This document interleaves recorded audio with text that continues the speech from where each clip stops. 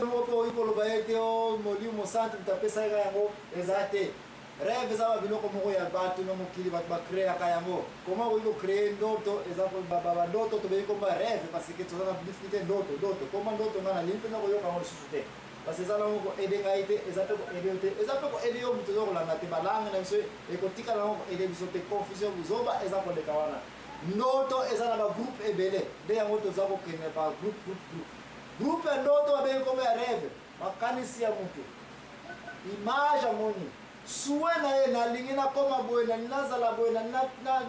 nde yango wana kana na ko mbongo na ba ndoto wana eyaka na makanisi wana kaka ko shema to moni yango pe ezali mutu te mutu akreaka yango mais condition akutani yango na nzoto na ye mutu weko provoquer ete mutu asali nini aloti yango eko abenyi yango ndoto. Mais si comme maman ani olobe tozozo katokolobe la vision awa tozali siko maman ani yebisa biso songe eza nini sikoyo bon songe nga na yebe ezali ange donc ange lo alakisi likambo bon na place maman ani na banza na koki mpe kolobela yango na detail ya moke ke eloko oyo tobengi kombo ya ndoto ezali rêve te ndoto ezali cauchemar te ndoto ezali peut-être muntu alalaki yango tozoloba n'est-ce pas et que on suppose que Nzambe être supérieur et ça les communication entre mutu dans l'invisibilité qui est réelle et pesi image moko boye et pesi information moko boye yango tozoloba songe n'est-ce pas songe okoki kopesa biso mpe exemple précise parce que ndenge toza boye po tokoko expliquer mpena songe ekosala kaka tomona makambo physiquement to toyeba explication mpena biblique tona vi na biso wana tokoyeba sikoyo kaya songe oyo songe eza mpena nini na français nde po to explique yango il faut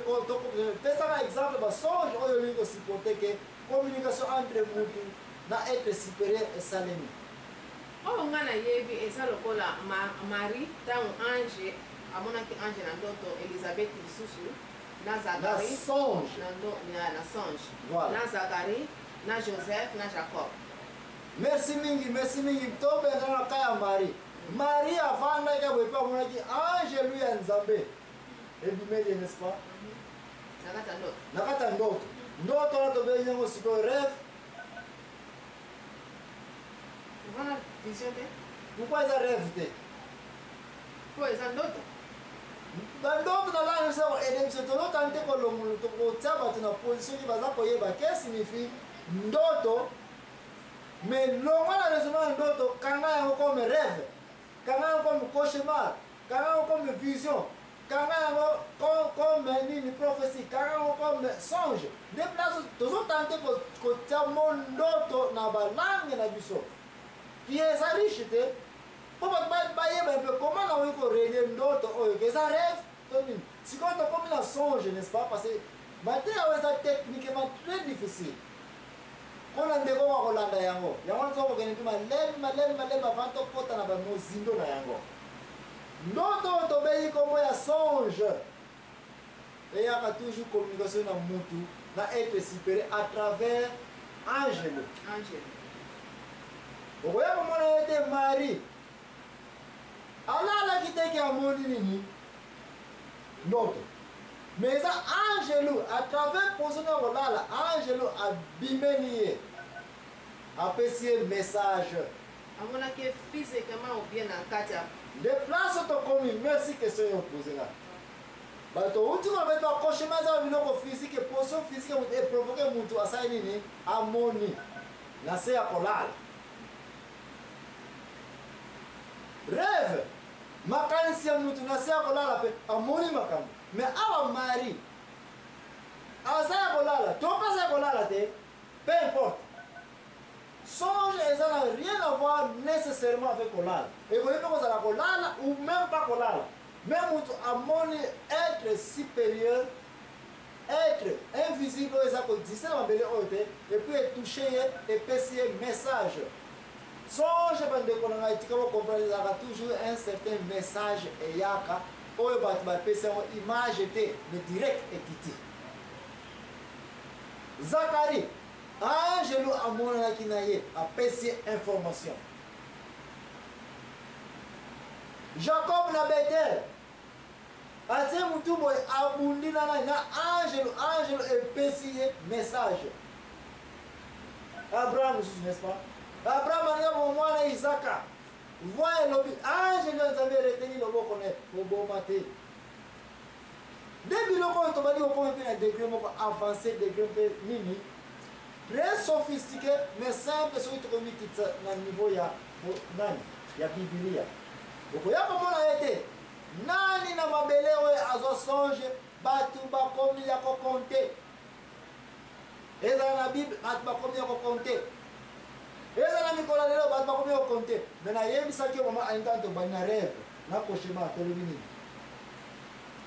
Mutu nyonso akoreve ye mwe sopena balabala biso mutu nyonso aza komona tata mwasi aza komona garçon na quartier aza komona mobali wana aza komona mwasi wana posa kolala physiquement posa makanisi na yo eza kotourne na vie ya bato mais nani yango amona ange to akutani apese message nde pokoso ebandi awa nde bisika oyo tobali kobengango nini songe yonaki kongo ndoto oyo babengi kombo ya songe tia mona mutu ndeko na nga ezali rele na emoniseli oyo angelo aye epai ya mutu aye kopesa ye nini message songe sele na nga eza babiloko oyo ezalaka mingi soki message yango eye pasi mpo omona ete likambo yango ezosalema sikoyo ezosalema lelo oyo ekosalema toujours na fiti bajour ezali koya mingi ya basonge eza koya okoki unepa komona ngo te okoki nepa mingi même so komona ngo meka unuko lelo te sikoyo pe te baka eza nango bible eza monene okoki koyelanga yango nakondima yango te mais kirke songe ndoto babengi na groupe ya songe eza mingi angelu akonekte na nani na mutu yo yebisanga siko le 3-4 eza nango rêve cauchemar na songe eske oza na kaya bato oyo mona ete bamona nini angelu ayeli bango message oyo namona kaka bacauchemar na barêve na vie na yo nano mona moto alobi teke oyo amonanaki na angelu moko boye wana nanamona nayoka kaka diema kamwe yango kala diema parle wana eza koya ndeko na ngai eske oza su na question concernant eloko babengi kombo ya songe to tolingi tokenda na niveau mosusu lisusu parce que makambo elingi okoma pokoso ndeko na ngai mais kobosana te eloko eza kosala ete bato baza na confusion na babiloko oyo babengi kombo ya ndoto mo moko eza wana image